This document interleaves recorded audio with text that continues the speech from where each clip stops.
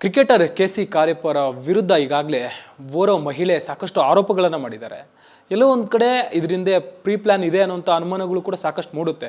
ಯಾಕಂದರೆ ಆಕೆ ಈ ಮುಂಚೆ ಬೇರೊಬ್ಬ ಯುವಕನ ಮೇಲೂ ಕೂಡ ಅದರಲ್ಲೂ ಕೂಡ ಆತನೂ ಕೂಡ ಕ್ರಿಕೆಟರ್, ಆತನ ವಿರುದ್ಧವೂ ಕೂಡ ಒಂದು ಕಂಪ್ಲೇಂಟ್ ಮಾಡಿದ್ಲು ಅಂತೇಳಿ ವಿಚಾರ ಗೊತ್ತಾಗಿದೆ. ಸದ್ಯಕ್ಕೆ ಕೆ.ಸಿ. ಕಾರ್ಯಪ್ಪ ಅವ್ರು ನನ್ನ ಜೊತೆ ಇದ್ದಾರೆ, ಅವ್ರನ್ನ ಮಾತನಾಡಿಸ್ತಾ ಹೋಗ್ತೀನಿ. ಸರ್, ನೀವು ಅಬ್ಸರ್ವ್ ಮಾಡ್ತಿರ್ತೀರ, ಬೆಳಗ್ಗಿಂದಲೂ ಆಯಿತು 2 ಕಡೆ FIR ಆಗಿದೆ, ನಿಮ್ಮ ವಿರುದ್ಧ ಆಗಿದೆ, ನೀವು ಅವ್ರ ವಿರುದ್ಧ ಕೊಟ್ಟಿದ್ದೀರಾ, ಎಲ್ಲ ನೋಡ್ತಿದ್ರೆ, ಎಲ್ಲ ನೆನೆಸ್ಕೋತಿದ್ರೆ ಏನು ಅನಿಸುತ್ತೆ? ಎಲ್ಲೊಂದು ಕಡೆ ಇದು ಪ್ರೀ ಪ್ಲ್ಯಾನ್ ಅನಿಸುತ್ತಾ? ಅನಿಸುತ್ತೆ ಸರ್, ಎಲ್ಲ ಒಂದು ಕಡೆ ಅನಿಸುತ್ತೆ. ಬಟ್ ಅದೇ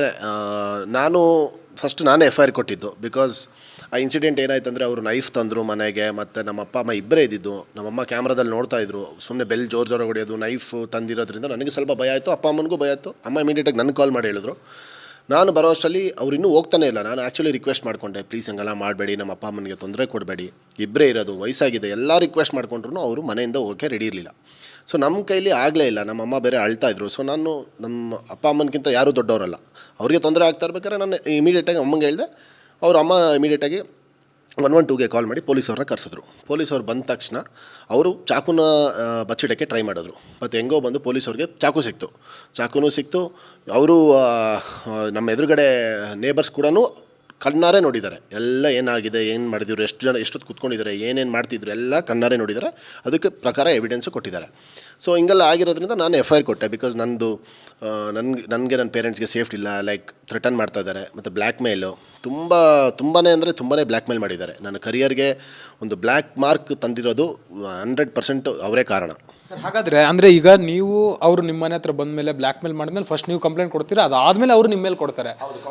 ಒಂದು ವೇಳೆ ಈಗ ಅವ್ರೇನು ಒಂದಷ್ಟು ಆರೋಪಗಳನ್ನು ಮಾಡಿದ್ದಾರೆ ನಿಮ್ಮ ವಿರುದ್ಧ, ಹಾಗಾದರೆ ಇಷ್ಟು ದಿನ ಯಾಕೆ ಬೇಕಾಗಿತ್ತು? ಮುಂಚೆನೇ ಕೊಡ್ಬೋದಿತ್ತಲ್ಲ ಅಂತ.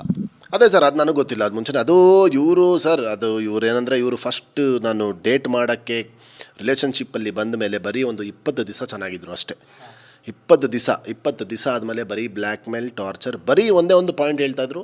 ನೀನು ನನ್ನ ಜೊತೆ ಇಲ್ಲ, ನೀನು ನನ್ನ ಜೊತೆ ಮದುವೆ ಆಗಿಲ್ಲ ಅಂದರೆ ನಾನು ಸೂಸೈಡ್ ಮಾಡ್ಕೊತೀನಿ, ನಾನು ನಿನ್ನ ಹೆಸರು ಬರೆದ್ಬಿಡ್ತೀನಿ, ನಾನು TVಲಿ ಹಾಕ್ಬಿಡ್ತೀನಿ, ನಾನು ಇನ್ಸ್ಟಾಗ್ರಾಮ್ಗೆ ಹೋಗ್ತೀನಿ, ಫೇಸ್ಬುಕ್ ಹೋಗ್ತೀನಿ, ನಿನ್ನ ಕ್ರಿಕೆಟ್ ಫೋಟೋ ಹಾಕ್ಬಿಟ್ಟು ಎಲ್ಲ ರಾಜಸ್ಥಾನ್ ರಾಯಲ್ಸ್ ಆಡ್ತಾಯಿದ್ದೆ ಅದನ್ನು ಟ್ಯಾಗ್ ಮಾಡಿದ್ದಾರೆ. ಫಸ್ಟು ಅವರು ನಮ್ಮ ರಿಲೇಷನ್ಶಿಪ್ಪಿಂದ ನಾನು ದೂರ 2 ಕಾರಣಕ್ಕೆ. ಒಂದು ಅವರ ಹ್ಯಾಬಿಟ್ಸ್, ಮತ್ತು ಇದರಿಂದ, ಮತ್ತು ಅವರ ಈ ಥರ ಬಿಹೇವಿಯರ್ ಹೆಂಗಂದರೆ, ನನಗೆ ಟಾರ್ಚರ್ ಮಾಡೋದು ಮತ್ತು ಬ್ಲ್ಯಾಕ್ ಮೇಲ್ ಮಾಡೋದು. ನನ್ನ ಟೀಮ್ನ ಇಟ್ಕೊಂಡು ಫೋಟೋ ಹಾಕಿ ಟ್ಯಾಗ್ ಮಾಡಿದ್ದಾರೆ. ಅದೆಲ್ಲ ನಾನು ಸ್ಕ್ರೀನ್ಶಾಟ್ ಹೊಡೆದು ಇಟ್ಕೊಂಡಿದ್ದೀನಿ, ಎಲ್ಲ ಎವಿಡೆನ್ಸ್ ನನ್ನ ಹತ್ರ ಇದೆ.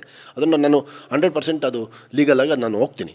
ಸೊ ಅದೇನು ಮಾಡಿದ್ದಾರೆ, ಫಸ್ಟು ಟಾರ್ಚರ್ ಮಾಡೋದು, ಈ ಥರ ನೀನು ಏನಾದರೂ ನನ್ನ ಜೊತೆ ಮದುವೆ ಆಗಿಲ್ಲ, ನನ್ನ ಜೊತೆ ಇಲ್ಲ ಅಂದರೆ, ನನ್ನ ಕ್ರಿಕೆಟ್ ಮ್ಯಾಚಿಗೆ ಕರ್ಕೊಂಡು ಹೋಗಿಲ್ಲ ಅಂದರೆ ನಾನು ಕ್ರಿಕೆಟ್ ಆಡೋದೇ ನಿಲ್ಲಿಸ್ಬಿಡ್ತೀನಿ, ಫುಲ್ ನೀನು ನಾನು ಹೇಳ್ದಂಗೆ ಇರಬೇಕು, ಆ ಥರ ನನಗೆ ಟಾರ್ಚರ್ ಕೊಡ್ತಾಯಿದ್ರು. ಆದರೂ ನನ್ನ ಕ್ರಿಕೆಟ್ ಒಂದೇ ಒಂದು ನನ್ನ ಲೈಫ್, ಅದೊಂದೇ ನನಗೆ ಊಟ ಹಾಕೋದು, ಅದೊಂದೇ ನನಗೆಲ್ಲ ಮಾಡೋದು ಅಂತ ನಾನು ಅದಕ್ಕೋಸ್ಕರ ತಡ್ಕೊಂಡು ಇದ್ದೆ sir. End of the day ಇಲ್ಲಿವರೆಗೂ ರೀಚ್ ಆಯಿತು. ನಾನು ನಮ್ಮ ಅಪ್ಪ ಅಮ್ಮನ ಒಂದು ಸೇಫ್ಟಿಗೋಸ್ಕರ ನಾನು FIR ಹಾಕಿದ್ದು ಅಷ್ಟೇ. ಮತ್ತೊಂದು, ನೀವು ಆವಾಗಲೇ ಹೇಳ್ತಿದ್ರಿ, ಅಮೃತಹಳ್ಳಿಲಿ ಕೂಡ ಇದೇ ರೀತಿ ಒಂದು ಕೇಸ್ ಮಾಡಿದ್ದಾರೆ, ಒಂಥರ ಅಬ್ಯೂಚಲ್ ರೀತಿ ಇದೆ ಆಕೆಯ ವರ್ತನೆ ಅಂತ ಹೇಳಿ. ಅದು ಯಾರಿಗೆ ಮಾಡಿದ್ಲು? ಆತ ಕೂಡ ಕ್ರಿಕೆಟರ್ ಅಂತ ನೀವು ಮಾಹಿತಿ ಕೊಡ್ತಿದ್ರಿ. ಹೌದು ಸರ್, ಅದೇ ನಾನು ರಿಲೇಷನ್ಶಿಪ್ಪಲ್ಲಿ ಬಂದಾಗ ಫಸ್ಟ್ ಡೇ ನನ್ನ ಪ್ರಕಾರ ಫಸ್ಟ್ ಸೆಕೆಂಡ್ ಡೇ ನಾವು ಒಂಥರ ಫ್ರೆಂಡ್ ಥರನೇ ಇದ್ವಿ, ಮಾತಾಡ್ತಾ ಇದ್ವಿ. ಓಕೆ, ಹಿಂಗೆ ಒಂದೇ ಜಾತಿಯವರು, ಒಂದೇ ಕಾಸ್ಟ್ ಅವರು, ಒಂದೇ ಊರವ್ರು ಅಂತ. ಸೊ ನಾವೆಲ್ಲ ಒಳ್ಳೇದಾಗುತ್ತೆ, ನಮಗೆಲ್ಲ ಒಳ್ಳೇದಾಗುತ್ತೆ ಅಂದ್ಬಿಟ್ಟು ನಾನು ಮಾತಾಡ್ತಾ ಇದ್ದೆ. ಅವರು ನನಗೆ ಅವಾಗ ಹೇಳಿಲ್ಲ, ಇವರಿಗೆ ಮುಂಚೆನೇ. ಅದಾದಮೇಲೆ ಒಂದು ಸ್ವಲ್ಪ ದಿವಸ ಆದಮೇಲೆ ರಿಲೇಷನ್ಶಿಪ್ ಆಮೇಲೆ ನನಗೆ ಗೊತ್ತಾಗಿದ್ದು, ಇವರು ಮದುವೆ ಆಗಿದ್ದಾರೆ ಮುಂಚೆನೇ. ಒಬ್ಬ ಮುಸ್ಲಿಂ ಹುಡುಗನ ಮದುವೆ ಆಗಿ ಡಿವೋರ್ಸ್ ಆಗಿದೆ ಇವ್ರಿಗೆ. 2020ರಲ್ಲಿ ಡಿವೋರ್ಸ್ ಆಗಿದೆ ಅನಿಸುತ್ತೆ. ಅದಾದಮೇಲೆ 2021ರಲ್ಲಿ ಡಿವೋರ್ಸ್ ಆಗಿ ನೆಕ್ಸ್ಟ್ ಇಯರೇ ಇವರು ಆ ಹುಡುಗನ ಮೇಲೆ ಹರಾಸ್ಮೆಂಟ್ ಕೇಸು ಅಮೃತಹಳ್ಳಿಲಿ ಹಾಕಿದ್ದಾರೆ.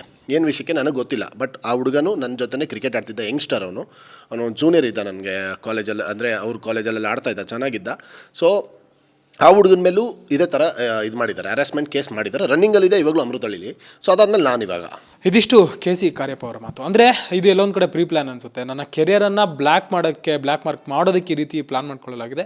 ಅದಕ್ಕೆ ಸಂಬಂಧಪಟ್ಟಂತೆ ನಾನು ಕಾನೂನು ರೀತಿಯಾಗಿ ಯಾವ ರೀತಿ ಹೋರಾಟ ಮಾಡಬೇಕು ಅದನ್ನು ಮಾಡ್ತೀನಿ ಅಂತ ಹೇಳ್ತಿದ್ದಾರೆ.